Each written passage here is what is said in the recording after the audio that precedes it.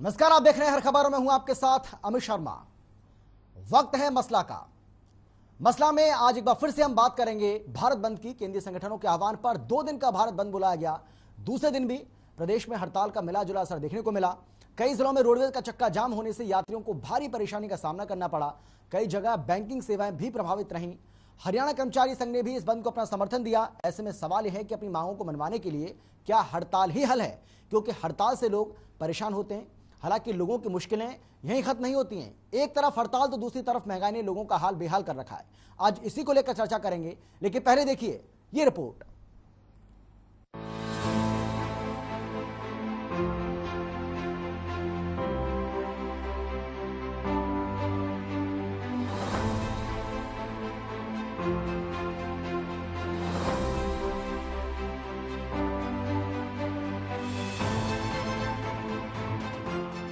Petrol diesel के दामों में बढ़ोतरी लगातार जारी है।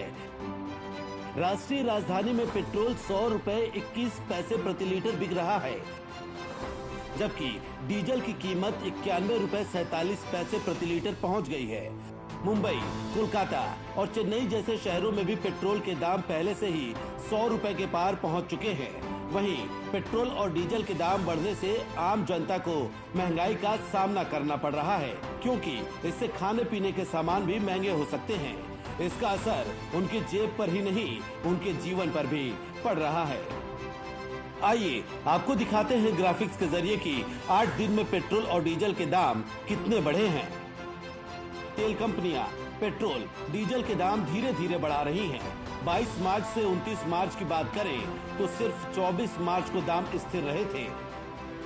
पेट्रोल के दामों में 22 मार्च को 80 पैसे की बढ़ोतरी, 23 मार्च को 80 पैसे, 25 मार्च को 80 पैसे, 26 मार्च को 80 पैसे, 27 मार्च को 50 पैसे की बढ़ोतरी, जबकि 28 मार्च को 30 पैसे बढ़े और 29 मार्च को 80 पैसे प्रति लीटर की बढ़ोतरी की गई। इस तरह से अब पेट्रोल 4 रुपए 80 पैसे प्रति लीटर महंगा हो गया है।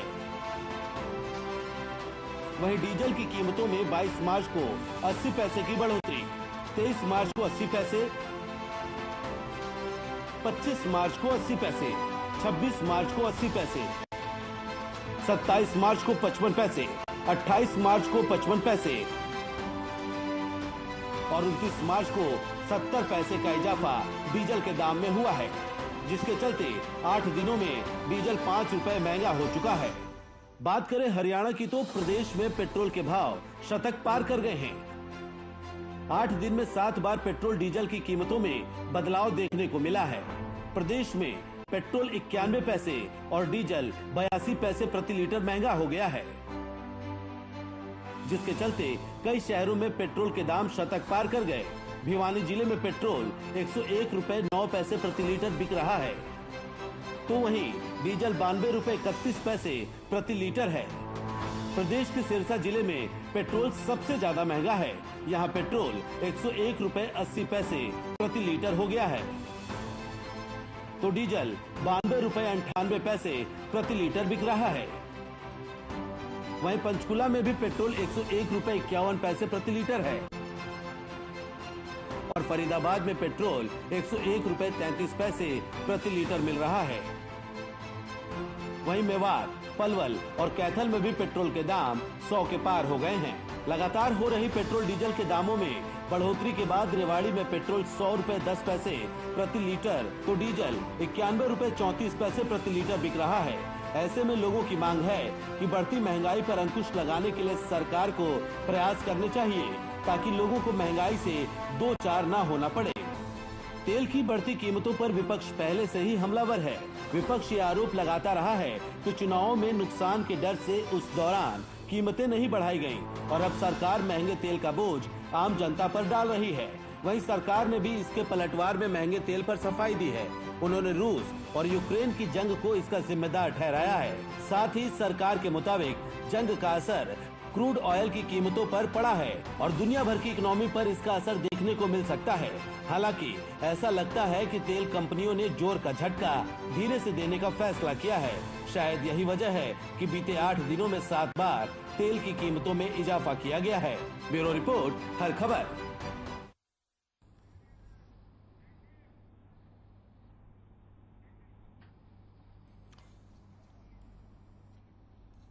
तो 2 दिन से जहां भारत बंद चल रहा है, क्योंकि कुछ केंद्रीय संगठनों की ओर से इस बात का आह्वान किया गया था कि 2 दिन का भारत बंद बुलाएंगे, भारत बंद बुलाया भी गया। अब इस भारत बंद का कितना असर देखने को मिला है, यह अपने आप में एक बहुत बड़ा सवाल हो जाता है। अगर हम हरियाणा की बात करें तो यहां मिला जुला असर इसका देखने को मिला, जहां पहले दिन भी बैंकिंग सेवाओं की बात करें या फिर रोडवेज सेवाओं की बात करें तो ये प्रभावित हुई, जिससे लोगों को काफी परेशानी का सामना करना पड़ा। लेकिन आज की अगर हम बात करें तो आज भी इसका मिला जुला असर जरूर देखने को मिला है। लेकिन बड़ा सवाल यही है, जो हम सवाल पूछ भी रहे हैं, कि क्या हड़ताल ही इस समस्या का हल है। एक तरफ हड़ताल है 2 दिन से, तो दूसरी तरफ हम देख रहे हैं किस तरीके से पेट्रोल डीजल के दामों में लगातार इजाफा होता जा रहा है। न केवल पेट्रोल डीजल के दाम बल्कि रसोई गैस के दाम भी बढ़ चुके हैं। इसके साथ ही सीएनजी और पीएनजी के दामों में भी इजाफा पहले ही कर दिया गया है। ऐसे में बड़ा सवाल यह है कि आम आदमी की आखिर सुनवाई होगी तो कैसे होगी और सुनवाई करेगा कौन। हड़ताली कर्मचारी अपनी मांगों पर अड़े हुए हैं। 2 दिन से वो हड़ताल कर रहे थे। 2 दिन की हड़ताल, अब जो हड़ताली कर्मचारी हैं वो तो इसको सफल बता रहे हैं, लेकिन क्या सरकार इनकी मांगों के आगे झुकेगी, ये एक बड़ा सवाल है। लेकिन दूसरी तरफ अगर हम देखें तो महंगाई की मार आम जनता पर पड़ती जा रही है। यानी कि इन सब के बीच अगर कोई पिस रहा है तो वो आम आदमी है, जो सरकार की अपनी बातें हैं। सरकार ये कह रही है कि पेट्रोल डीजल के दाम अगर बढ़ रहे हैं तो उसकी मजबूरी है, और पेट्रोल डीजल के दाम सरकार के वश में नहीं है। सरकार के का इस पर कोई किसी तरह का कंट्रोल नहीं है। इससे पहले भी लगातार आपने सुना होगा कि किस तरीके से तमाम जो सरकार के नुमाइंदे हैं ये कहते रहे हैं कि जो पेट्रोलियम कंपनियां हैं वो अपने हिसाब से अंतर्राष्ट्रीय बाजार में कच्चे तेल की कीमतों के हिसाब से पेट्रोल डीजल के दामों में इजाफा करती हैं, सीएनजी पीएनजी के दामों में इजाफा करती हैं, घरेलू गैस सिलेंडर के दामों में इजाफा करती हैं। तो दूसरी तरफ सरकारी कर्मचारी अपनी मांगों को लेकर हड़ताल पर बैठे 2 दिन। लेकिन बड़ा सवाल यह है कि आम आदमी ने किसी का क्या बिगाड़ा है, आम आदमी को क्यों इन सब के बीच पिसना पड़ रहा है। भाई देखिए, अगर रोडवेज बस से किसी को कहीं जाना है या कहीं से वापस आना है तो उसको वो यात्रा नहीं कर पा रहा है, उसको बस नहीं मिली है। 2 दिन वो काफी परेशान रहा है, काफी परेशानी का सामना उसको करना पड़ा। बैंकिंग से जुड़ा, यानी बैंक से जुड़ा अगर कोई कामकाज उसको निपटाना है, किसी तरह की अगर बैंक को लेकर उसका बैंक से जुड़ा कोई कामकाज है उसको अगर वो करना है तो वो पिछले 2 दिन में वो काम नहीं कर पाया है। यानी कि आम आदमी को सबसे ज्यादा परेशानी इन 2 दिनों में झेलनी पड़ी है, चाहे वो बैंकिंग सेवाओं के प्रभावित होने से हो या फिर रोडवेज बसों की सेवाओं के प्रभावित होने से हो या फिर तो क्योंकि सब कर्मचारी संघ की ओर से इस बंद को बुलाया गया था और ये कहा जा रहा है कि आंगनबाड़ी वर्कर्स हो, किसान संगठन हो, चाहे वो गेस्ट टीचर्स हों, चाहे वो और कर्मचारी हों, सभी ने इसमें भरपूर साथ दिया है और सभी ने मिलकर ये 2 दिन की हड़ताल रखी और इसको सफल बनाने की कोशिश भी की गई है। तो दूसरी तरफ लगातार महंगाई की मार आम आदमी पर पड़ रही है और इसका अंदाजा आप इसी से लगा सकते हैं कि बीते 8 दिनों की अगर हम बात करें तो 7 बार पेट्रोल डीजल के दाम बढ़ चुके हैं। आज इन दोनों ही विषयों को लेकर हम चर्चा करने वाले हैं, लेकिन कौन कौन खास मेहमान हमारे साथ मौजूद रहेंगे, सबसे पहले उनसे आपको हम परिचय करा देते हैं। हमारे साथ बीजेपी की ओर से, भारतीय जनता पार्टी की ओर से मलिक साहब जुड़ गए, रमेश मलिक जी हमारे साथ हैं। हमारे साथ खालिद हुसैन जी हैं, कांग्रेस की ओर से, कांग्रेस के प्रवक्ता हैं। हमारे साथ रावण दाहिवाल जी हैं, इनेलो के प्रवक्ता हैं, इनेलो पार्टी की ओर से अपना पक्ष रखते हुए यहाँ पर नजर आएंगे। आप सभी का बहुत बहुत स्वागत है। लेकिन सबसे पहले मलिक साहब मैं आपके पास आते हुए सर, और सवाल मेरा वही है सर, मैं तो सीधा से आपसे ये जानना चाह रहा हूं कि भाई आम आदमी का क्या कसूर है। 2 दिन तक कर्मचारी जो हैं वो हड़ताल रखते हैं सर, लोगों को बसें नहीं मिल रही हैं सर। दूसरी समस्या, अगर बैंकिंग से जुड़ा कोई कामकाज उनको निपटाना है तो वो उनका नहीं हो पा रहा है, और पेट्रोल डीजल के दाम लगातार बढ़ते जा रहे हैं। यानी कि हर ओर से अगर पिस रहा है तो वो आम आदमी, उसकी चिंता किसी को नहीं है। मलिक साहब। अमित देखिए, अगर देखिए, धन्यवाद अमित। अगर ऐसा होता कि चिंता नहीं है तो सरकारें जिस प्रकार से पहले काम करती थी वैसे ही करती रहती कि तेल की कीमतें कम रखिए, ऑयल पूल डेफिसिट बढ़ाते जाइए, उधारियां बढ़ाते जाइए, ऑयल बाउंड इशू करते जाइए, नोट छापते जाइए, देश की अर्थव्यवस्था की ऐसी तैसी फेरते जाइए। लेकिन सरकार सूझबूझ से काम कर रही है, और जिसका एक बड़ा प्रमाण ये है कि अगर हम देखें तो जिस प्रकार से क्रूड की मूवमेंट इस समय हो रही है पिछले कुछ समय से, अगर मैं वीकली मूवमेंट भी देखूं क्रूड की इस समय, तो एक बड़ा इंटरेस्टिंग सा ये सिनेरियो बनता है कि कहां तो वो सिंगल डिजिट में $92-93 तक भी जाता है, और उसके अलावा ऊपर की तरफ जब जाता है तो 125 भी टच कर रहा है, और ये एक स्कोप में अब घूम रहा है। तो ये अगर आप देखें तो ये एक प्रक्रिया सी चल रही है। ये जो हम देखते हैं, अगर तो 21 नवंबर को $72 था, या 28 नवंबर को $70 के करीब बैरल था, आज 120-125 मार आ चुका हुआ है। तो ये आपको दिखा रहा है कि कितनी वॉलेटिलिटी है। अभी भी पीछे देखेंगे तो वॉलेटिलिटी का आपको बताऊं कि फरवरी 20 को $97 था, और उसके अलावा मार्च 20 को, फरवरी 20 और मार्च 20 का बता रहा हूं, $120। तो ये सिर्फ ये दिखाता है कि वॉलेटिलिटी अंतरराष्ट्रीय सिचुएशंस की वजह से बहुत बढ़ी हुई है, और जिस तरीके से भारत नेगोशिएट कर रहा है रशिया के साथ, और दूसरी जगह से अपने जो स्टॉक्स हैं उसको यूज कर रहा है, और साथ में रीजनल पावर होने की वजह से आसपास की जियोपॉलिटिकल इश्यूज को भी संभाल रहा है, एक अच्छा कदम है। लेकिन जहां तक मैं बात करूं महंगाई की, जब आप चीजों के रेट बढ़ेंगे अंतरराष्ट्रीय, अब देखिए यूक्रेन और रशिया जो है बहुत बड़ी संख्या में तिलहन और गेहूं का एक्सपोर्ट पूरी दुनिया में करता है। अब वहां पे लड़ाई होने की वजह से तिलहन और जो गेहूं है उसका एक्सपोर्ट वहां से बंद हो गया। मलिक साहब, मुझे एक बात समझ नहीं आती है सर, भाई चुनाव होते हैं, कम हो जाती है अमित। नहीं मलिक साहब आप अपनी बात पूरी करिए, मैं पूरा मौका आपको दूंगा। तो भारत, लेकिन मलिक साहब मैं आपसे बस ये जानना चाहता हूँ रह जाता है, मुझे ये समझ नहीं आता है सर, जो आप बार बार ये कहते हैं कि भाई ये तो पेट्रोलियम कंपनियों के ऊपर है, ये तो तेल कंपनियों के ऊपर है कि वो दाम कब बढ़ाएंगे कब करेंगे, सरकार का इसमें कोई रोल नहीं है। मैं मान लेता हूं इस बात को सर। आप अब ये कह रहे हैं कि भाई रूस और यूक्रेन के बीच में ये युद्ध चल रहा है उसकी ये वजह है, चलो ये भी मैं मान लेता हूं सर। लेकिन मेरा सवाल आपसे ये है सर कि जितने दिन चुनाव चलता है, चुनाव का समय जितने भी पीरियड रहता है सर, 1 रुपए नहीं बढ़ता है। रुपए तो छोड़िए, आप 80 पैसे भी नहीं बढ़ते हैं, 20 पैसे भी नहीं बढ़ते हैं सर। लेकिन जैसे ही चुनाव संपन्न हो जाता है, परिणाम सामने आ जाते हैं सर, दाम बढ़ जाते हैं, फिर ये आपके हाथ में कैसे हो जाता है, मुझे ये समझ नहीं आ रहा है सर। मैं बताता हूं। आप ये देखिए कि कोई भी देश जो है वो फॉरवर्ड ट्रेडिंग करता है क्रूड की फॉरवर्ड ट्रेडिंग होती है। कभी भी क्रूड ये नहीं होता कि आज आपने उठाया और आज ही आपके पास पहुंच जाएगा। वो आज जो आप कॉन्ट्रैक्ट कर रहे हैं वो फ्यूचर का कॉन्ट्रैक्ट है कि इतने पे फला दिन पे डिलीवरी आपको मिलेगी। लेकिन हर देश अपना एक स्टॉक रखता है, और वो बफर स्टॉक इसलिए होता है कि प्राइसेस को मेंटेन करा जा सके, एक ठीक तरीके से उसको स्वचालित रूप से चलाया जा सके। ये 24 तारीख की जब बात है कि जब जनवरी में ये युद्ध का आगाज हुआ, तब भी अगर आप देखेंगे तो उस समय भी ये 87 जनवरी के बीच में 86, 87 और 90 के करीब था, और उसके बाद ये तेजी पकड़ना शुरू हुआ। तो ये एक फैक्चुअल सिचुएशन है कि वहां उस समय पे उस लेवल पे सब चीजें एडजस्टेड थी, उस पे चल रहा था। आज जो आ रहा है उस समय जो जब 27 फरवरी को जंप मारता है, 100 के पार पहुंचता है बर्न्ड क्रूड, तो वो जो है वो नेचुरली इम्पैक्ट जो अब डिलीवरी पे आएगा वो तो अभी आएगा।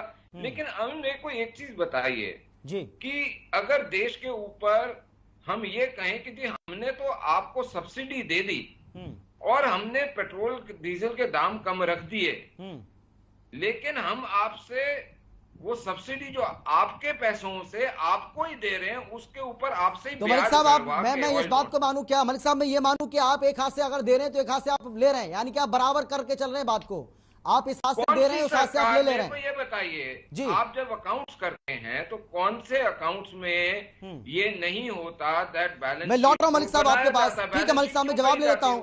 खालिद हुसैन साहब सुना आपने मलिक साहब को, भाई मलिक साहब तो कह रहे हैं कि जब सब्सिडी दी जाएगी, अन्य योजना को बढ़ा दिया सरकार ने 6 महीने के लिए, केंद्र सरकार ने, पता होगा आपको पेट्रोल डीजल के दाम अगर बढ़ रहे हैं तो कहीं ना कहीं तो सरकार निकालेगी ना, सरकार का रेवेन्यू कहां जनरेट होगा। और पेट्रोल डीजल तो भाई ऐसी चीज है कि जहां से सबसे ज्यादा रेवेन्यू जनरेट होता है तो सरकार कहीं ना कहीं से तो निकालेगी ना। और इसीलिए मलिक साहब सीधा कह रहे हैं कि महंगाई को लेकर इतना है तौबा क्यों? नहीं, एक जब आप 2014 के भाजपा के नारे की बात करेंगे तो उसमें आपको एक नारा बहुत प्रसिद्ध हुआ था कि बहुत हुई महंगाई की मार। और उस समय के भाजपा के नेताओं के जो ऑडियो वीडियो वायरल होते थे जिसमें अगर पेट्रोल डीजल पर 10 पैसे 20 पैसे बढ़ते थे तो भाजपा के नेता गैस सिलेंडर और ऐसी ऐसी चीजें लेकर सड़क पे आ जाते थे। और आज उनके पास नजरिया ये है, वो कहना यह चाहते हैं कि उनके हाथ में पेट्रोल डीजल के दाम नहीं है। कुछ दिन पहले एक बार जब दिल्ली में जब चुनाव था, माननीय प्रधानमंत्री जी वहां भाषण दे रहे थे तो वो कहते हैं कि खुशनसीबी और बदनसीबी का मुकाबला करवाते हैं। अपने वो भाषण भी सुना हो बहुत अच्छे से उनका।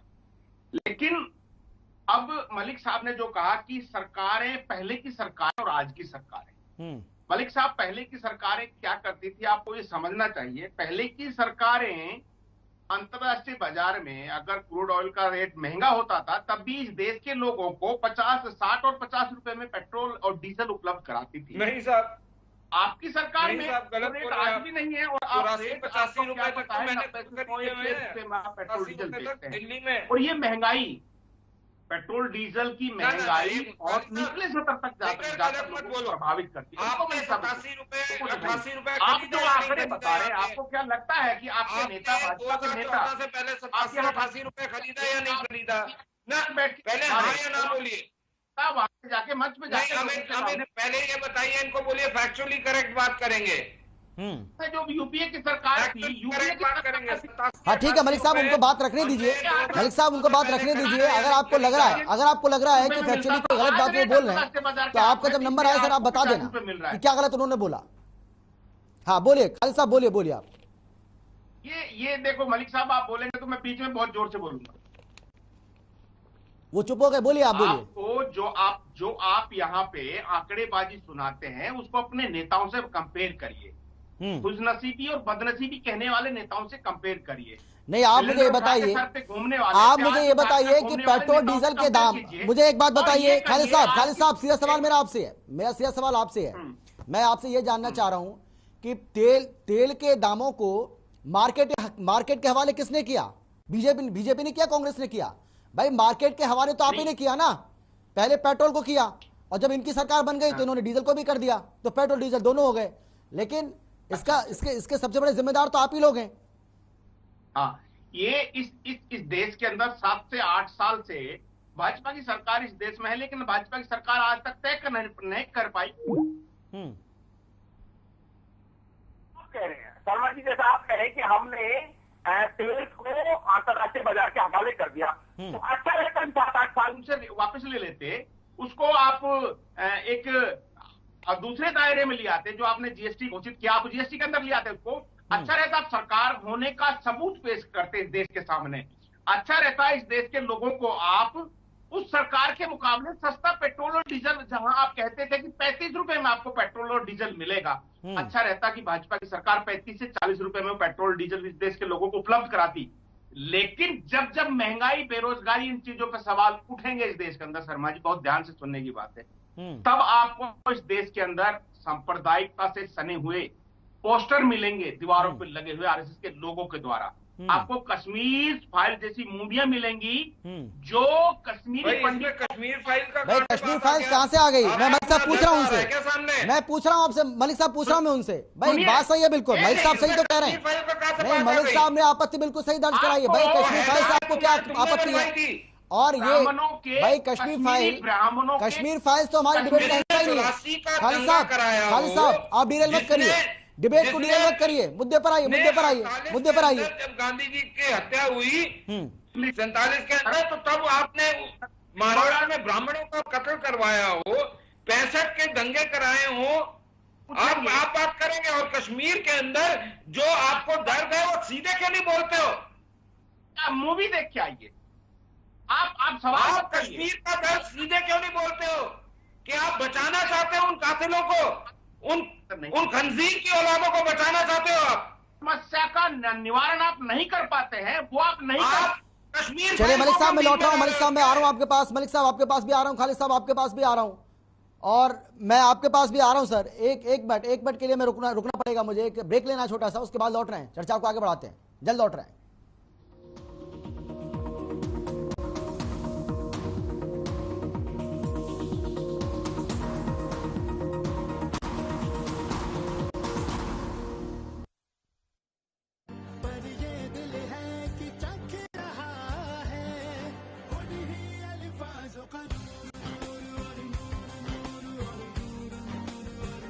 दूर कितना भी जा, इस जुबान से दूर ना जा पाओगे।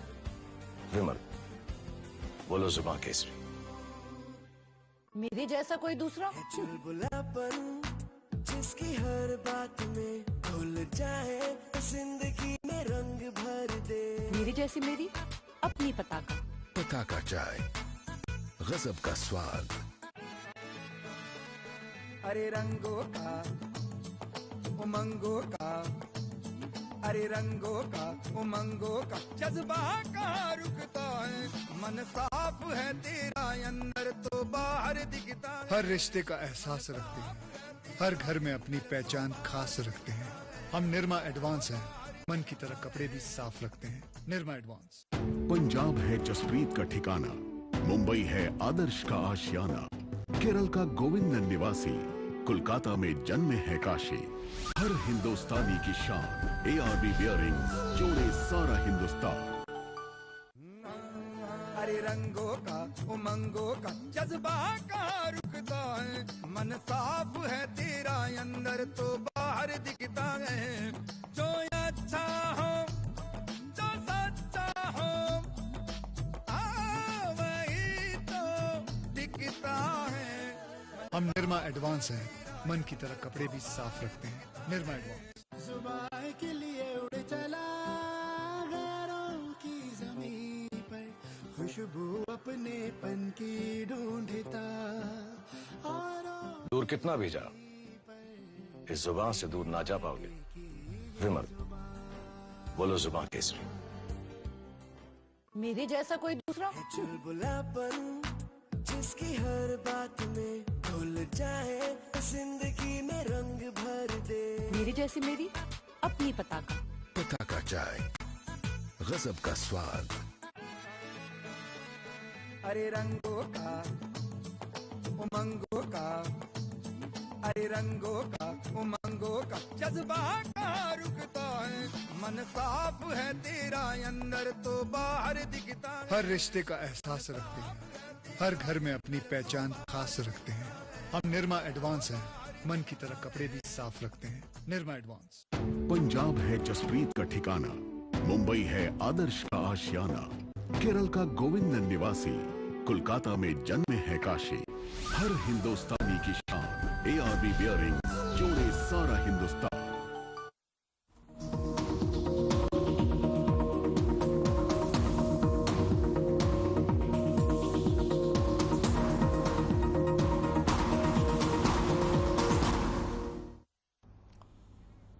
ब्रेक के बाद आपका स्वागत है। तो हम चर्चा कर रहे हैं भारत बंद को लेकर। 2 दिन का भारत बंद रहा और इसके साथ ही किस तरीके से हर दिन महंगाई लगातार बढ़ती जा रही है। पिछले 8 दिनों की बात करें तो 7 बार पेट्रोल डीजल के दाम बढ़ चुके हैं। जिस तरीके से हमने आपको बताया कि रसोई गैस के दाम पहले ही बढ़ाए जा चुके हैं, CNG PNG के दामों में भी लगातार इजाफा हो रहा है। ऐसे में आम आदमी का जीना मुश्किल हो रहा है। आज इसी को लेकर हम चर्चा कर रहे हैं। हमारे साथ रजवंत जी भी हैं जो कि इनेलो के प्रवक्ता हैं। रजवंत जी, मैं अब सीधा आपके पास आती हूँ सर, और मेरा सीधा सवाल आपसे ये है, क्योंकि देखिए 2 दिन का भारत बंद रहा और सीधा आरोप बीजेपी की ओर से लगाया जा रहा है कि ये विपक्ष का हाथ है, यानी कि 2 दिन का भारत बंद बुलाया गया इसके लिए। और हरियाणा में जो इसका असर देखने को मिला है उसमें कहीं ना कहीं कांग्रेस और इनेलो को पूरी तरह से हाथ है। और अगर ये सच है सर, तो दिक्कतें किसको हुई? आम आदमी को। अगर महंगाई बढ़ रही है, आप ये कह रहे हैं कि सरकार लगातार महंगाई बढ़ाती जा रही है, लेकिन महंगाई से भी दिक्कत किसको हो रही है सर? आम आदमी को। भाई सच कौन है गलत कौन है हमें नहीं पता, लेकिन सच ये है कि आम आदमी 2 पार्टों के बीच पिस रहा है। देखिए, हम इसकी बात अगर बीजेपी की करें, उनके प्रवक्ता की करें, चीज आती है कि ये लोगों का एक सीधा सीधा फंडा है पल्ला झाड़ना। जनता की बात करें, महंगाई की बात करें या कुछ भी हड़ताल की बात करें, तो इनका हड़ताल की अगर बात करते हैं या कोई अपना विरोध प्रदर्शन बात करते हैं तो तुरंत विपक्ष के ऊपर चले जाते हैं। अगर महंगाई आज बढ़ रही है, उस महंगाई के कारण अगर इनसे कोई पूछ ले तो ये कहता है कि विपक्ष हल्ला मचा रहा है। अरे मेरे भाई, आप तो सरकार में बैठे हो, आपके नेताओं को, मंत्रियों को, उनको थोड़ी पता है कि आज घर की हालात क्या है। आम आदमी पिस रहा है ना, तो इसमें जो सबसे ज्यादा जो पिस रहा है वो गरीब आदमी, आम आदमी पिस रहा है। लेकिन सरकार को उनको बिल्कुल भी चिंता नहीं है। आज की हालात ये है कि जो अगर पेट्रोल डीजल के बढ़ते दामों, रजवन जी, पेट्रोल डीजल के बढ़ते दामों के लिए इनेलो पार्टी कितनी बार सड़क पर उतरी है इन पिछले 8 दिनों में? देखिए, मैं वही चीज इन पिछले 8 दिनों में इनेलो पार्टी पेट्रोल डीजल के बढ़ते दाम, रसोई गैस के बढ़ते दाम, सीएनजी पीएनजी के बढ़ते दामों को लेकर कितनी बार सड़क पर उतरी है सर? मुझे आप बताइए। मैं आपको वही चीज या सिर्फ स्टूडियो में बैठकर सर, या सिर्फ स्टूडियो में बैठकर, डिबेट पर बैठकर ही आपको याद आता है, आम आदमी की याद आती है, आपको महंगाई की याद आती है? जी या फिर आप ही बोलो, मेरे को बैठा रखा है। नहीं सर, सवाल तो मुझे करने दीजिए सर। मैं सवाल करूंगा आपसे, आपको बुरा लगे कोई फर्क नहीं पड़ता, लेकिन सवाल करूंगा मैं। कम से कम सवाल चुप सकता है मेरा, लेकिन करूंगा। आपको चुभने वाली बात नहीं, मैं बोलिए, सवाल ही कर लीजिए, फिर जवाब भी तो देना पड़ेगा। हाँ, जवाब दीजिए सर, पूरा मौका मिलेगा आपको। बोलिए बोलिए। जवाब आप अपने आप दे रहे हैं। मैं यही कह रहा हूँ कि जो भी डीजल पेट्रोल का दाम जो बढ़ रहा है, जब दाम बढ़ता है तो ये अंतर्राष्ट्रीय स्तर पर बात लेके जाते हैं कि हमें मार्केट के हवाले कर रखा है दोनों चीजों को, डीजल पेट्रोल को। गैस का जब दाम बढ़ता है तो ये चुप हो जाते हैं। जब जनता की जब हितों की बात आती है तो ये कभी भी, जब अगर 2014 के पहले की बात करें तो इनका एक बड़ा नेता था जो आज चाहे उसको किसी भी रूप में ले लीजिए, वो बार बार ये कहता था कि आपको 35 रुपए डीजल पेट्रोल चाहिए क्या। आज एक बार जरूर उसके बारे में जरूर बता के जाए। रमेन मलिक जी से मैं बीजेपी के प्रवक्ता से पूछूंगा कि इनके एक बड़े नेता थे जो चारों, रामदेव जी के बारे में बात बता रहा हूँ, उन्होंने तो वो बीजेपी के नेता कहाँ है सर? वो तो योग गुरु है। बीजेपी के लिए बड़ा प्रचार, वो तो योग गुरु है। बीजेपी के लिए बड़ा, वो बीजेपी के नेता कहाँ है? बीजेपी के लिए बड़ा प्रचार किया। वो बार बार ये कह रहे थे कि अगर आपको 35 रुपए 40 रुपए डीजल पेट्रोल चाहिए, 35 रुपए तो चाहिए, तो आप बीजेपी को वोट दे। तो एक बार उस चीज में जरूर बताएं कि आज वो कहा है, वो बेचारे कहाँ चुप कर दिए। दूसरी चीज ये है, जब जनता के बारे में बात आती है, जब चुनाव आ जाते हैं, तो चुनाव जब तक रहे, जब कितने दिन तक दाम नहीं बढ़े, मतलब क्या अंतरराष्ट्रीय मार्केट में तब कोई प्रभाव नहीं आ रहा था, रेट तब भी क्रूड ऑयल का बढ़ रहा था। लेकिन जब चुनाव चल रहे थे, इनको चुनाव का फायदा लेना था, उस फायदे को लेकर इन्होंने रेट को रोके रखा। इसका मतलब क्या हुआ कि सरकार के हाथ में है, मार्केट भी सरकार के हाथ में है। ये जब चाहे कंट्रोल कर सकता है, जब चाहे उसको डाउन करा सकते हैं, जब चाहे उसको अप करा सकते हैं। तो ये सरकार की ही साजिश है। दूसरी जो अभी आप बात कह रहे हैं कि अगर कोई लोग धरना प्रदर्शन करते हैं, कर्मचारी आंदोलन करते हैं, तो सरकार ऐसा माहौल क्यों क्रिएट करा रही है कि कर्मचारियों को अपनी मांग के लिए सड़कों पर उतरना पड़े। अगर उनकी कोई मांग है तो उनकी पूर्ति की जाए, उनकी मांग की पूरी की जाए। उनकी कोई मांग भी कोई बड़ी नहीं है, वो केस की मांग की कर रहे हैं, निजीकरण के खिलाफ उनका माहौल, निजीकरण के खिलाफ उनकी मांग है। पुरानी स्कीम की, पुरानी पेंशन स्कीम की अगर वो मांग कर रहे हैं, तो सरकार जब और जिलों और स्टेटों में कर रही है तो यहाँ पे करने में क्या समस्या है। मतलब ये जनता को परेशान करने का मूड है इनका। कर्मचारी हैं, वो अपने हितों की रक्षा कर रहे हैं, लेकिन सरकार को सबसे पहले उन कर्मचारियों के साथ साथ जनता की सोचनी चाहिए कि आज जो चाहे रोडवेज हो, चाहे बैंक है, जनता भटकती फिर रही थी, उसके बारे में इन्होंने बिल्कुल भी नहीं सोचा। ठीक है मलिक साहब, एक तो रजवन जी का सीधा आरोप यह है कि आपकी जो सरकार है, केंद्र सरकार खासतौर पर, वो लगातार निजीकरण को बढ़ावा दे रही है। और दूसरा इनका यह कहना है कि भाई आप तो दावा कर रहे थे कि आपकी सरकार अगर बन जाएगी तो 30-35 रुपए प्रति लीटर के हिसाब से आप पेट्रोल डीजल के दाम कर देंगे।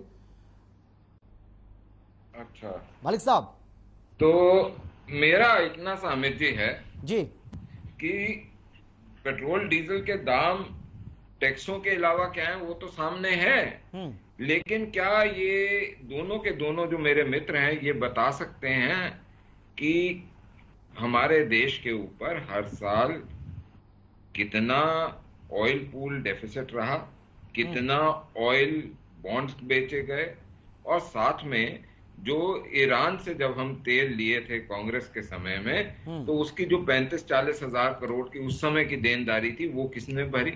एक चीज। दूसरी चीज, अभी खालिद जी बोल रहे थे जीएसटी में लेकर आओ। भाई आप की सरकार छत्तीसगढ़ में भी है, राजस्थान में भी है, महाराष्ट्र में भी आप लोग हैं, और हालांकि महाराष्ट्र और जो आपका राजस्थान है सबसे महंगा वहीं पे है। मलिक साहब कह रहे हैं आप मेरे आप ये मेरे को बताएं, आप जीएसटी पूरे देश में, अगर मैं आपको सुनता हूँ तो आप कुछ भी नहीं हो रही है।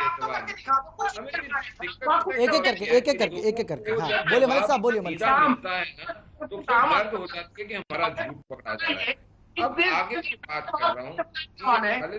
खालिद साहब आवाज नहीं आ रही आपकी, एक एक करके बोलेंगे, एक एक करके बोलेंगे तभी बात समझ आएगी। बात नहीं करना चाहते, पहले उनकी बात सुन लीजिए, उसके बाद मैं आ रहा हूँ आपके पास। खालिद साहब आपके पास ही आ रहा हूँ, हिचकिचाहट होती है। खालिद साहब मैं लौट रहा हूँ आपके पास, पहले उनको अपनी बात तो पूरी करनी दीजिए सर। आ रहा हूँ मैं आपके पास, मलिक साहब बोलिए। अब बात ये करते हैं कि कुछ अभी ये दोनों बात कर रहे थे और दोनों के लिए ही है ये कि भाई तेल, आटा, दाल, चावल के भाव हम जैसे साधारण लोगों को पता लगते हैं, ना गांधी परिवार को, ना हुड्डा परिवार को, ना चौटाला परिवार को पता लगते हैं। वो रईस हैं, किसी ने ऑर्बिट पाए, किसी ने सीएलयू चल पाए, देखिए मलिक साहब उस परिवार की तो हम बात ही नहीं कर रहे हैं ना, हम तो आम आदमी की बात कर रहे हैं।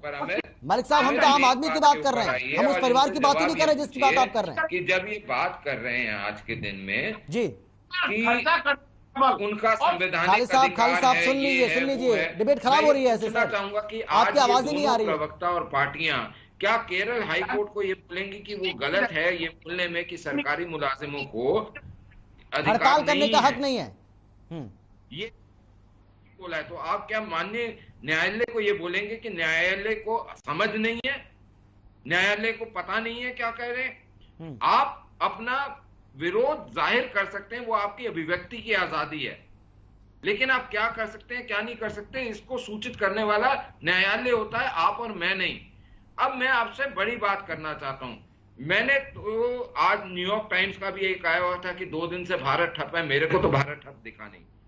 मेरे को सामान भी मिला, बाजार भी गया मैं, वहां पे बसें भी चलती हुई दिखी, बैंक चलते हुए दिखे, मैंने ट्रांजैक्शन करी है बैंक की। मैं कहना चाहता हूँ कि ये जो आडंबर बनाया हुआ था कहाँ गया ये खोखलापन? सब बसें चलती हुई दिखे और जहां लोगों ने डिब्बों में चलाई वहां उनके ऊपर प्रहार करे गए इनके गुर्गों के द्वारा। क्यों वैंडलिज्म करते हैं? अगर आपके बंद का सहयोग नहीं कर रहे कोई, या आपके बनाए हुए प्यादों का समर्थन नहीं हो रहा, तो आप उनके ऊपर प्रहार करना शुरू कर देते हैं व्यक्तिगत। ये क्यों लोगों को जूतों की माला पहनाई जाती है जो काम कर रहे हैं? लेकिन मलिक साहब लेकिन ये भी तो सवाल है ना। रमन मलिक जी मैं आ रहा हूँ रजवन जी, आ रहा हूँ मैं आप ही के पास, आप दोनों के पास आ रहा हूँ मैं। मलिक साहब एक छोटा सवाल मेरा आपसे ही है, लेकिन ये भी तो है ना सर कि अगर किसी भी तरह का कोई भी प्रोटेस्ट किया जाता है, भाई किसान प्रोटेस्ट करते हैं तब भी आप कहते हैं कि कांग्रेस का हाथ है इसके पीछे, या एनएलओ का हाथ है, या आप किसी और पार्टी का हाथ बता देते हैं, या कहते हैं आपके भाई कम्युनिस्ट हैं इसके पीछे। कोई भी कर्मचारी किसी भी वर्ग का अगर प्रोटेस्ट करता है तो उसके पीछे कहीं ना कहीं आप राजनीतिक पार्टियों का हाथ बता देते हैं जो आपके राजनीतिक विरोधी हैं। ये भी तो ठीक नहीं है ना। देखिए मेरे को हाथ कंगन को आरसी क्या और पढ़े लिखे को फारसी क्या। मैं तो ये पूछना चाहता हूं कि कौन सा नेता अभिनेता जो इनका हिमायती ना हो वो सामने हर प्रोटेस्ट के अंदर बेपर्दा ना होते हुए सामने दिखे, ऐसा बता दो मेरे को एक भी। मैं अभी बोल रहा हूं, मैं सारों से माफी मांग के उठ जाता हूं। जवाब ले लेते हैं, लेकिन फैक्ट बहुत बड़ी बात आप कर रहे हैं मलिक साहब, जवाब ले लेते हैं। फैक्ट यही है जी जी जी कि जब कांग्रेस के नेत्री ये बोलती है हर तरीके की सेवा करो, शराब की भी सेवा करो, ये यहाँ पे बैठ के आपको किसान नेताओं की वीडियो दे देता हूं जो उठने के बाद ये बोलते हैं कि जी टोल पे हमारे से पैसे मत लो और हमारे फोन से फ्री हो जाता टोल। तुम क्या वहां के लोकल गुंडे बने हुए हो क्या? नहीं, लेकिन मलिक साहब ये भी तो देखने को मिला भाई, जब भी आप भी अगर जब आप विपक्ष में थे सर, और अगर कोई भी कर्मचारी प्रोटेस्ट करता था, चाहे वो आंगनबाड़ी वर्कर्स हो, नीति है, चाहे वो गेस्ट टीचर्स हो सर, चाहे वो पीटीआई टीचर्स हो, अगर कोई भी वर्ग या कोई भी जो कर्मचारी है वो प्रोटेस्ट करते थे तो आप भी तो उनका समर्थन करते थे। और अगर आप कांग्रेस से कर रहे हैं तो आपका आपत्ति क्यों? अच्छी बात है, समर्थन करने में बुराई नहीं है अमित, वो बात हो गई करने में बुराई है। हमारा कुत्ता टॉमी स्वचालन करना उसका वो गलत है। नहीं खालिद साहब बोलिए, खालिद साहब बोलिए ठीक है मलिक साहब आ रहा हूँ, रजवन जी आ रहा हूँ मैं, रजवन जी आपके पास भी आ रहा हूँ, ठीक है खालिद साहब बोलिए। मनमोहन सिंह जी सोनिया ड्रिवन थे, INLD जो है सत्ता के नशे में बैठी हुई थी, आना चाहती थी लेकिन हुआ कुछ नहीं, यहाँ तक कि अपनी इकलौती से छोड़ के भी फिर लौट के तू घर को आए। ठीक है मलिक साहब आ रहा हूँ मैं आपके पास। खालिद जी बोलिए। खालिद जी 10 बड़ी यूनियन ने वो पूरे देश की 10 बड़ी यूनियन से इस भारत बंद को बुलाया था। उसमें एक तबके का सवाल नहीं था, उसमें डूबती हुई बैंकों का सवाल था, बैंकों के कंगालियों होने का सवाल था, किसानों की हालत को लेकर उसमें सवाल है। रामराम साहब से पूछो ना फोन बैंकिंग क्यों चालू करी थी। कर्मचारियों के भविष्य को लेकर उसमें सवाल है, इसी देश और प्रदेश में बढ़ रहे महंगाई को लेकर उसमें सवाल है। सवाल एक नहीं है। जब भाजपा के 5 राज्यों में आडंबर के द्वारा जीते गए चुनाव का जश्न पूरा नहीं होता है। अच्छा, आप अगर ये बोलते हो जनता ने जो चुनाव करे, एक में खालिद साहब 5 राज्यों में नहीं, 4 में हम जीते, 1 में आप हारे। हर व्यक्ति 4 में हम जीते और 5वें में आप हारे, और आप ये बोल रहे हो आडंबर से जीते चुनाव। तो देश की 1/4 जनता जिसने इन 4 राज्यों में वोट दिए भारत को, आप ये बोलते हो भाजपा को जिन्होंने वोट दिए 1/4 पॉपुलेशन हिंदुस्तान की, वो आडंबर है। प्रधानमंत्री जी हमें जी बहुत बड़ी बात कह रहे हैं खालिद जी। ठीक है, सुन लेते मलिक साहब, ठीक है, सुन लेते हैं। जनता जो ऑलमोस्ट 25% जनता की बात कर रहे हैं हम भारत की, उसको ये आडंबर बोलते हैं। मलिक साहब, ये सवाल मैंने कई बार पूछा भी है। मलिक साहब, मैंने कई बार ये सवाल पूछा भी है कि भाई अगर इतना ही बीजेपी से लोग नाराज हैं, भाई आप कह रहे हैं कर्मचारी नाराज हैं, आप कह रहे हैं किसान नाराज हैं, आप कह रहे हैं आंगनबाड़ी कार्यकर्ता नाराज हैं, आप कह रहे हैं गेस्ट टीचर नाराज हैं, आप कह रहे हैं पीटा टीचर्स नाराज हैं, लेकिन सर अगर सब नाराज ही हैं तो फिर ये भारतीय जनता पार्टी चुनाव क्यों जीत रही है हर जगह? चुनाव जीती है भारतीय जनता पार्टी जाति से जाति को लड़ाकर, धर्म से धर्म को लड़ाकर।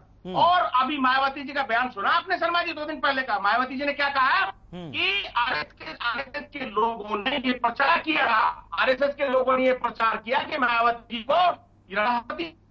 तो आप थोड़े दिन पहले तो आपके प्रवक्ता बोल रहे थे मायावती ने हमको हरा दिया। चलिए खालिद साहब, आपकी आवाज नहीं आ रही। रजवन जी बोलिए, आप कुछ कह रहे थे अभी। मैं एक मिनट मैं रमन मलिक जी की एक बात कहा था कि जो मैंने पूछा था, एक तो रामदेव जी की बात का जवाब नहीं दिया। रामदेव जी के जो बयान आते थे, जो मैं उनका प्रवक्ता नहीं हूं ना भाई, जो बातें करते थे, एक तो उनके बात कह रहा था, उस पर जवाब नहीं दिया। दूसरी जो बात कह रहे हैं कि ये जो हर कोई भी संगठन अगर आंदोलन करता है तो उसको कांग्रेस या इनेलो का बता दिया जाता है। एक बार रमन मलिक जी, ये सर्व कर्मचारी संघ का और उनका आंदोलन था, और उस आंदोलन में गेस्ट टीचर भी थे, बैंक कर्मचारी भी थे, रोडवेज वाले भी थे, आशा वर्कर भी थे, आंगनबाड़ी कर्मचारी भी थे, एनएचएम के भी कर्मचारी थे, व्यापारी भी, मतलब हर वर्ग उसमें शामिल था। तो क्या हर वर्ग इंडियन नेशनल लोकदल का या कांग्रेस का हो गया? सारे सरकार के विरोध में हो गए? आप एक इस चीज की जरूर सफाई दे। मतलब जब भी सरकार के खिलाफ, सरकार के खिलाफ कोई भी विरोध प्रदर्शन होता है तो ये पल्ला झाड़ने की कोशिश करते हैं, या उसको विपक्ष का लोग बताने का काम करते हैं। तो एक तो ये अपनी राजनीति जो है ना, वो जनता के बीच में आकर स्पष्ट करे कि इनकी नीति क्या है। ये नीति इनकी कुछ नहीं है, असल में ये कुनीति का प्रचार करते हैं, कुनीति से और अपने जो प्रयासों से इन संगठनों को इनका दबाने का काम करते हैं। तो एक बार ये जरूर बताएं, अगर ये संगठन अगर किसी पार्टी विशेष के हैं तो आप इन पर कार्रवाई क्यों नहीं करते? और अगर ये संगठन कर्मचारियों के संगठन है, आम जनता से जुड़े हुए संगठन है, तो फिर आप इनकी मांगों का मानकर उनका समाधान क्यों नहीं करते? दूसरी बात, वो रामदेव जी वाली की बात पे एक बार जरूर अपना बयान दे देना। जी नहीं, वो तो उस पर तो क्लियर कर रहे हैं ना, वो तो कह रहे हैं कि मैं उनका प्रवक्ता थोड़ी हूँ, और बात सही भी है। प्रवक्ता नहीं, जब वो वोट मांग रहे थे, वो नरेंद्र मोदी जी के लिए वोट मांग रहे थे, वो भारतीय जनता पार्टी के लिए वोट मांग रहे थे, तब तो आपको बहुत अच्छा लग रहा था। अगर वही व्यक्ति अगर आपके खिलाफ ठीक है, आप जवाब ले लेते हैं रजन जी, आप जवाब ले लेते हैं। हाँ, जवाब लेते हैं। मलिक साहब बोलिए। सबसे पहले तो आपको याद दिला दूं, जब 2014 में इलेक्शन हो रहे थे ना, तो मोदी जी ने हरियाणा में आके जब प्रचार करा था तो बड़े स्पष्ट रूप से बोला था कि भाई मेरे को किसी और चश्मे से मत देखो, मैं बिना चश्मे के दिखता हूं। वो क्यों बोला था? क्योंकि आप लोग ये बोल रहे थे कि मोदी जी का, भाजपा का और आईएनएलडी का संगठन बन जाएगा, काम हो जाएगा, पहले भी हमने करा, तो हमको भी दोगे तो मोदी जी ही आएंगे। तो ये जो बात है ना, ये आपकी जवाबदेही है। आप अपने आप सोचिए कि आपने क्या करा। दूसरी चीज, जहां जहां बार बार बात कर रहे हैं, अगर मैं ये बोलता कि सिर्फ एक ऑर्गेनाइजेशन में एक ही संगठन है तो जरूर इस पे डिबेट हो सकती है कि वो स्वतः संगठन है, उसके अंदर मल्टीपल अगर ऑर्गेनाइजेशन है तो एक ही चीज दिखता है कि कोई ना कोई किसी ना किसी विषय से प्रभावित रहता है। लेकिन बात आज जो बड़ी करी है वो केरल हाईकोर्ट ने करी है, और आप उसको इन बिना सिर पैर के बयानों पे छोड़ के नहीं भाग सकते, क्योंकि केरल हाईकोर्ट ने आज एक बड़ी विषय को सामने रखा है। जिस प्रकार से शांता कुमार जी ने 70 के दशक में या लेट 70s में या अर्ली 80s में ये करा था कि नो वर्क नो पे, वैसा ही उन्होंने ये बोला है कि अगर आप आज हड़तालें करते हैं सरकारी कर्मचारियों के, तो आपको तो ये पहले से पता है कि सरकार के क्या नियम है क्या नहीं है और सरकार के क्या अधिकार है, कैसे वो चेंज कर सकती है, तो आपको अधिकार है ही नहीं। तो वो तो केरल हाई कोर्ट का कहना है।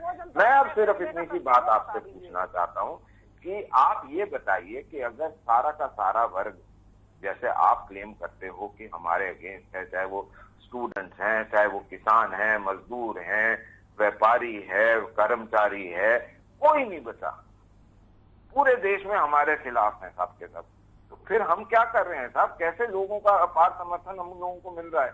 और साथ साथ आपको एक चीज बता दूं, जिस तरीके से पहले धोखेधड़ी से नौकरियां दी जाती थी, जिसमें राजनेता जेल जाते थे, या जिस तरीके से CLU बेचे जाते थे, ये सरकार ने पिछले 7 साल में हर चीज को साफ करती जा रही है। और मैं श्रेय देता हूं इस पे मनोहर लाल जी को, उन्होंने ना किसी की सुनी ना कुछ, उन्होंने सिर्फ एक काम करा कि उन्होंने पारदर्शिता लाते हुए पुराने सारे बने हुए सिस्टम्स को तोड़ते गए और ट्रांसपेरेंसी लाते गए। अब आप ये बताइए मेरे को, आप ये बताइए कि आपके अभय सिंह जी चौटाला मुंबई से सुनिए राजावत जी, अब तो जवाब, अब एक सवाल मेरा भी ले लीजिए ना। देखो आप सवाल मैं जवाब देता गया, अब मेरी बारी है, अब मेरी बारी है ना सर मेरा सवाल तो सुन लीजिए, उसके बाद आप जवाब तो इकट्ठा दे देना, अपना जो देना है वो भी दे देना, जो मैं सवाल पूछूंगा उसका भी जवाब दे देना। ये जो मुंबई से सट्टे वालों के साथ कुछ प्रकरण हुआ था और अभय सिंह चौटाला वापस भाग के आए थे और उनको बचाने की पूरी कवायद गई, वो क्या चीज था? मेरे बड़े भाई किस तरह की कम से कम मेरे को ये बताओ ना, वो क्या चीज थी? वो अंडरवर्ल्ड से डर के जब भागे थे, वो क्या था? का काम आपसे सीखे। आपसे अगर विकास की बात करें तो आप विकास की बात पर नहीं बोल सकते, महंगाई के ऊपर बात करें तो विकास की बात नहीं बोल रहे हैं, आपके समय में हुआ था, कोई जवाब नहीं दिया। हमारे जनता का ध्यान बनाने के लिए कैसी कैसी बातें लेके आ रहे हो, उन पर बात करने के लिए आप एक वरिष्ठ नेता होने के नाते, आप एक पार्टी के वरिष्ठ पदाधिकारी होकर इस प्रकार की भ्रामक बातें करते हो, आपको शर्म आनी चाहिए। कपड़ा होता था, अंगूठा चलता था, हमारे यहाँ पे शर्म आनी चाहिए आपको, किस प्रकार की भ्रामक बात कर रहे हैं आपको जनता के जवाब देना चाहिए। जनता की चलिए मुद्दे पर आते हैं, मुद्दे पर आते हैं सर, मुद्दे पर आते हैं, मुद्दे पर आइए, मुद्दे पर। अरे मुद्दे पर ही आ रहा हूँ अमित, सुनो बहुत मजेदार के साथ को बता रहा हूँ जी, बताइए। ऐसे व्यक्ति को चौटाला सरकार के अंदर 10 एकड़ का प्लॉट गुड़गांव सेक्टर 47 में नहीं सेक्टर 31 में दिया गया, 10 एकड़ का हॉस्पिटल का प्लॉट, जो कि ना ही हॉस्पिटल बनाने में सक्षम था, ना टेक्निकली ना फाइनेंशियली। और उसके बाद चौटाला साहब के इस अलॉटमेंट को कैंसिल करा आज भी वो केस अटका पड़ा है। मेरे को ये बताओ, ये जो लैंड माफिया ये विकास है या ये भ्रष्टाचार की पराकाष्ठा है? आप इस प्रकार किसी भी व्यक्ति पर कैसे आरोप लगा सकते हैं? क्या आपको ये तो मैं नहीं लगा रहा हूँ, सुनो, ये भाजपा सिर्फ नहीं लगा रही, ये तो कांग्रेस भी लगा रही है। लेकिन मलिक साहब, मैं क्या कह रहा हूँ, मलिक साहब भाई देखिए, बातें हैं, चलिए बोलिए। सबूत आरोप लगाने से क्या है? आरोप तो पता नहीं किसकी फाइल है बाबा इसकी। आप ये अरे मेरे से मत बात करो, आप चौटाला साहब से, दोनों से, अभय सिंह जी से, रमन मलिक जी, आप इस प्रकार की बातें कर रहे हैं। 10 एकड़ का प्लॉट ऑर्बिट की तरह उजागर हो चुका है, आइडिया ये था जैसे ऑर्बिट रिजॉर्ट बनवाया था, कुछ भी नहीं कह रहे आप, वैसे ही ये चौटाला साहब का ऑर्बिट रिजॉर्ट। चलिए मलिक साहब, रजवन जी कैंसिल हो गया। खालिद साहब को सुन लेते हैं, खालिद साहब को सुन लेते हैं, बहुत देर में वो जुड़े हैं, थोड़ा सा कनेक्शन में प्रॉब्लम थी उनके। खालिद साहब बोलिए, आप बोलते बोलते चुप हो गए थे, बोलिए। नहीं मलिक जी को मतलब इतना सत्ता के घमंड में इतना अंधा हो जाना कि इसके ऊपर कितना, देश के सामने कितने बड़े मुद्दे हैं, चाहे किसानों को लेकर हो, महंगाई को लेकर हो, बेरोजगारी को लेकर हो, और आप पूरी की पूरी डिबेट्स को, जिसको लोग देख रहे हैं, उसको एक प्लॉट पर ले जाके उलझा देते हैं। आप ये नहीं बताते इस प्रदेश के अंदर भर्तियों में इतने बड़े सौदे आपकी सरकार क्यों कर रही है? आप ये नहीं बता सकते इस प्रदेश के अंदर खुलेआम नौकरियां क्यों बेची जा रही हैं? आप ये नहीं बता सकते इस प्रदेश के अंदर, रुको मलिक साहब एक मिनट रुक जाओ, आप ये नहीं बता सकते इस प्रदेश के अंदर आए दिन कर्मचारी क्यों बड़े बड़े नेतृत्व में गिरफ्तार हो रहे हैं? पेपर लीक हो रहे हैं, भर्तियां घोटाले भी तो हम ही कर रहे हैं, कोई थोड़ी कैंसिल कराता है आपकी तरह। आपके समय में नौकरियों को कैंसिल कोर्ट ने कराया, हमने खुद रोकी है नौकरियां। ये हमारा है ईमानदारी, ये आपकी बेईमानी की पराकाष्ठा देखी कि कोर्ट आपको कहता था कि इसको एग्जाम को रद्द करो, और ईमानदारी की हमारी ये है कि हम उसको जहां कहीं पे भी रत्ती भर्ती सबूत मिलता है हम कैंसिल करते हैं। ये ईमानदारी है। भर्ती घोटाला हुआ है, नियतन बेईमान होंगे वो खुद सर्टिफिकेट देंगे। सब कुछ बंद होने के बावजूद भी हजारों करोड़ की शराब बिक गई। वो घोटाला किसने किया था? तो वो तो जांच होगी ना, अगर आपके आरोप ठीक है तो वो आ जाएगा सामने।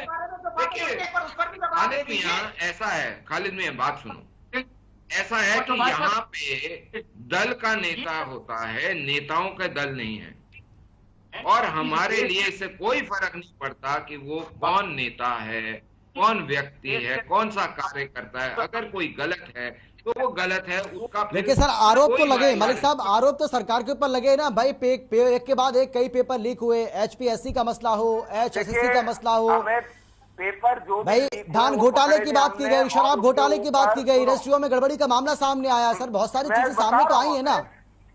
लेकिन सरकार को हमने पकड़ी और देना चाहती है ना, उसके कार्रवाई भी करी, सारे समारोह को लगाने के लिए कोर्ट में जाएगा, जो भाजपा के साथ वो देशभक्त हैं, अपने खिलाफ व्यक्ति का नाम आता है, दूसरा कोई राजनीतिक एजेंडा भाजपा के नहीं है, नहीं वो दूसरे एजेंडे में काम करना चाहते हैं, नहीं वो दूसरे एजेंडे में राजनीति करना चाहते हैं। ये समझने की जरूरत है आपका विषय हो, आपको लगता है समाज में आपको परेशान नहीं होगा, अपना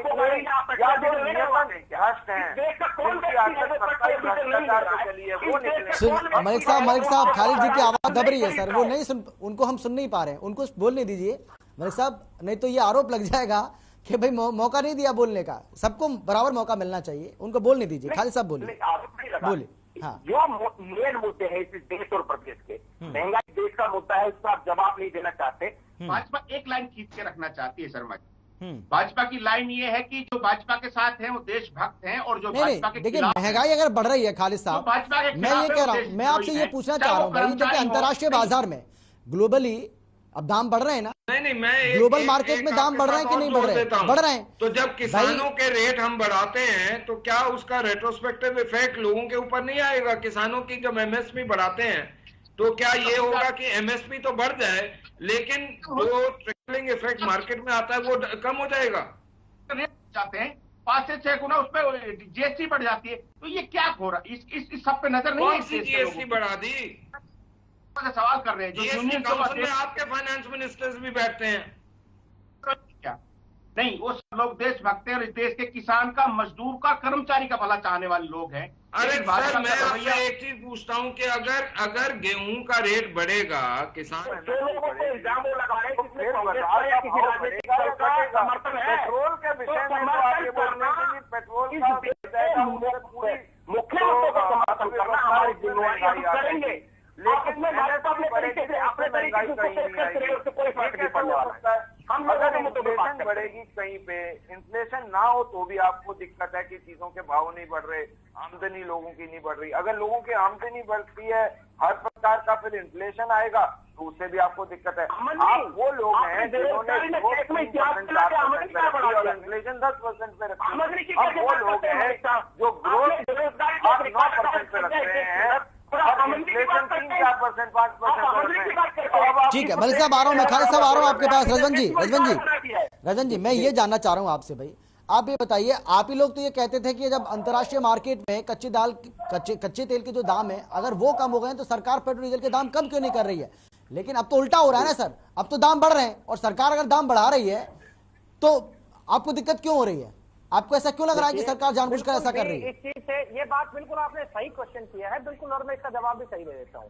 जब अंतर्राष्ट्रीय स्तर पर जब क्रूड ऑयल के दाम अगर कम हो रहे हैं तो सरकार को उसका फायदा तुरंत आम आदमी को देना चाहिए। ये आपने देखा होगा क्रूड ऑयल दाम डाउन हो गया था, उसके बावजूद लेकिन अब तो उल्टा हो रहा है ना, अब तो उल्टा हो रहा है, अब तो दाम बढ़ रहे हैं तभी तो। नहीं, मेरी एक बार सुन तो लो, चलिए बोलिए। हाँ, जब दाम कम हुआ तो क्या इन्होंने दाम घटाए? इन्होंने ये कहा था कि हम बैलेंस बनाने के लिए जब दाम बढ़ेगा तब इसको बैलेंस करेंगे, लेकिन जब दाम डाउन जा रहा था तो इन्होंने आम जनता को कोई राहत नहीं दी। और अब बढ़ रहे हैं, क्रूड ऑयल का रेट बढ़ रहे हैं, तो ये कह रहे हैं कि अंतर्राष्ट्रीय मार्केट में जा रहा है।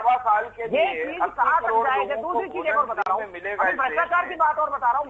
एक IAS अधिकारी, एक सीनियर IAS अधिकारी ने सरकार को, मुख्यमंत्री को पत्र लिखकर भ्रष्टाचार को उजागर करने का काम किया है।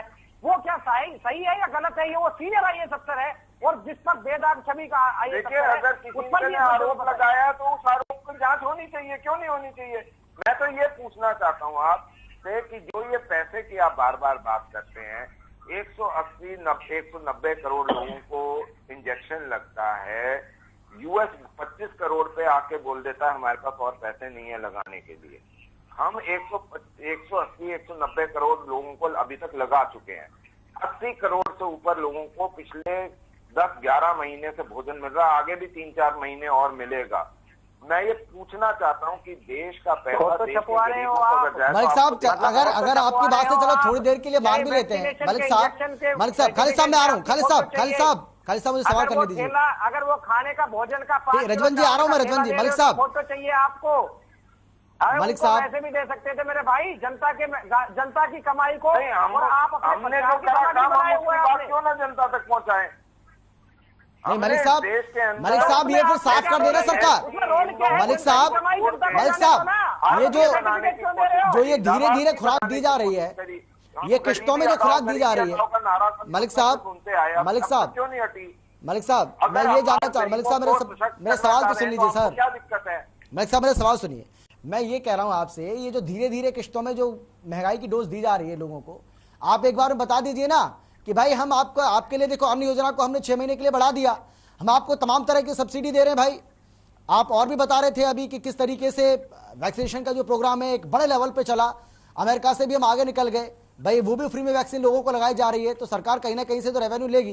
तो आप बता दीजिए ना कि भाई आने वाले समय में भी महंगाई के लिए पूरी तरह से आप तैयार रहिए, लोग ज्यादा इसके बारे में सोचे ना, महंगाई तो बढ़ेगी, महंगाई हमारे कंट्रोल में नहीं है। माध्यम से, आपके चैनल के माध्यम से आपको देख रहे हर श्रोता को ये बोलता हूँ कि सरकार का एक ही ध्येय है कि वो मिनिमम पॉसिबल इन्फ्लेशन को मेंटेन करना चाहेगी और साथ में जितना भी हो सके बैलेंस उतना करना चाहिए। नहीं एक साथ बढ़ा दीजिए, 4, 5 रुपए, 10 रुपए जितना भी बढ़ाना एक साथ बढ़ा दीजिए, तो धीरे धीरे करके 80 रुपए 70 पैसे, ये क्या हो रहा है सर? नहीं, जैसे जैसे इम्पैक्ट आ रहा है वैसा वैसा पास ऑन होगा और वो भी मिनिमम पास ऑन होगा। मैं तो आज आपसे ये बात करता हूँ, जब हम दुनिया के अंदर ऐसे ऊंचा चल रहा है और हम रूपी रूबल ट्रेड की तरफ भाग रहे हैं, बात कर रहे हैं और साथ में ये कर रहे हैं कि 20 से 25% लोअर रेट के ऊपर हम तेल को लाने की चेष्टा कर रहे हैं। बहुत सारा तेल का कॉन्ट्रैक्ट हुआ भी है, तो ये किसके लिए कर रहे हैं? ये भारत के लिए कर रहे हैं ना।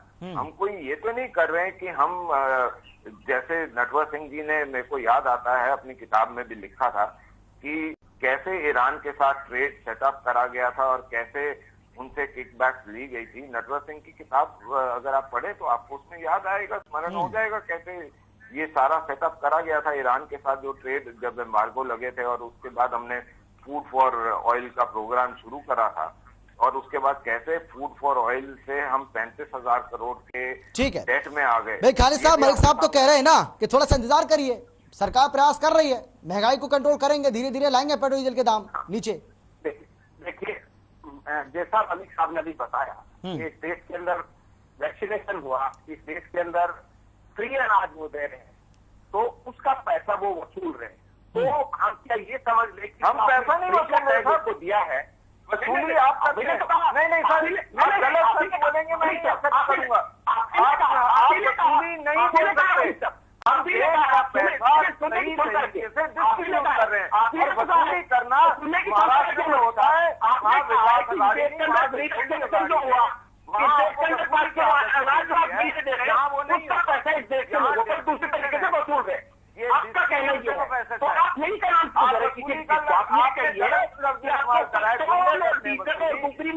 चलिए समय कम है मेरे पास। रजन जी जल्दी से आखिरी कमेंट आपका। रजन जी आखिरी कमेंट आपका जल्दी से। रजन जी बोलिए। देखिए मैं एक चीज बता देता हूँ। हाँ, बोलिए। कोई इस प्रकार का जो मुद्दा आता है, जनता से जुड़ा हुआ कोई भी मुद्दा आता है, तो सरकार का दायित्व बनता है कि वो क्लियर स्पष्ट अपना बिल्कुल स्पष्ट अपना जो भी मत है, अपनी जो बात है वो जनता तक पहुंचाने का काम करे। अगर आज तेल का दाम बढ़ रहा है तो बढ़ाने में हमें कोई बात नहीं है, बढ़ रहा है तो बढ़ा दीजिए, कोई बात नहीं है। लेकिन ये लोग एक बार जरूर सोचे कि जब तेल का दाम अगर 5 पैसे 50 पैसे बढ़ता था तो लोग प्रदर्शन करने के लिए यही आते थे और सिलेंडर लेके बैठ जाते थे। आज 50-50 रुपए सिलेंडर का दाम बढ़ा देते हैं, 450 का सिलेंडर 1000 पे चला गया, उस पर नहीं सोच रही है। तेल का दाम जो है वो 100 रुपए पार हो गया, उस पर नहीं सोच रही है। इनका काम, इनका सरकार का दायित्व बनता है कि आम जनता को प्रभाव से राहत देने का काम करे, ताकि कोरोना में जो महामारी में जनता पहले से अपना उसका घर नहीं चल पा रहा, जो रसोई का जो बोझ भाई कोरोना में तो सरकारी खजाने पर भी असर पड़ा ना रजवन जी। चलिए समय की मेरे पास कमी है, बहुत शुक्रिया आप सभी का इस चर्चा में शामिल होने के लिए, अपनी बात रखने के लिए। लेकिन बड़ा सवाल यही है कि क्या महंगाई से आम आदमी को राहत मिलेगी? क्योंकि जितने भी जानकार हैं, जो एक्सपर्ट्स हैं, वो लगातार इस बात का दावा कर रहे हैं, वो कह भी रहे हैं कि टैक्स कम होगा तभी दाम कम होंगे, उससे पहले एक राहत की उम्मीद अगर आप कर रहे हैं तो वो पॉसिबल ही नहीं है। खैर 2 दिन के भारत बंद से राहत लोगों को जरूर मिल गई। फिलहाल इतना छोटे से ब्रेक के बाद फौरन लौट रहे हैं, आप देखते रहिए हर खबर।